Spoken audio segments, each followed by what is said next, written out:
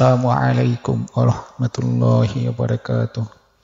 আমাদের আজকের গল্প একজন অনুতপ্ত ডাকাতের। একজন ডাকাত ছিল যে জীবনে বহু পাপ করেছিল। একদিন সে এক বুড়ো ব্যক্তিকে দেখতে পেল যিনি নামাজ পড়ছিলেন। ডাকাত তার কাছে গেল এবং বলল, আমাকে কি আল্লাহ ক্ষমা করবেন? বৃদ্ধ ব্যক্তি বললেন, আল্লাহর রহমত অসীম, যদি তুমি সত্যিই তাওবা করো।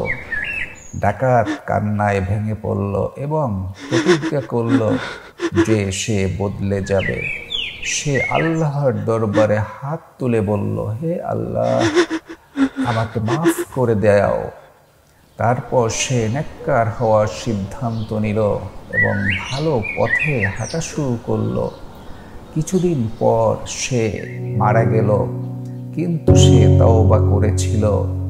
ফেরেশতারা এলেন আর আল্লাহর হুকুম হলো ওকে জান্নাতে নিয়ে যাও, কারণ আল্লাহ বলেন, আমি অনুতপ্ত বান্দাকে ক্ষমা করতে ভালোবাসি।